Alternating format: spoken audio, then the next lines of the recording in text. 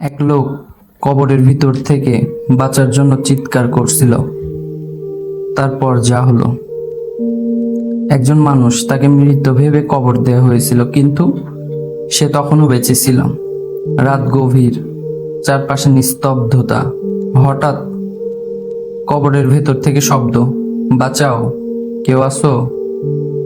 লোকটা বুঝতে পারল সে এখনো বেঁচে, কিন্তু মাটির নিচে বন্দি। সে হাত পা ছুড়ছে, মাটি ঠেলছে, চিৎকার করছে, কিন্তু বাইরের কেউ শুনছে না তার কথা। ধীরে ধীরে তার নিঃশ্বাস বন্ধ হয়ে আসছে।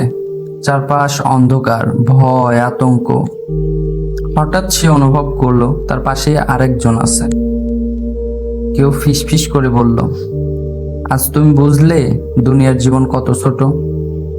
লোকটা চিৎকার করে উঠল, আর ঠিক তখনই সে ঘুম থেকে জেগে উঠল।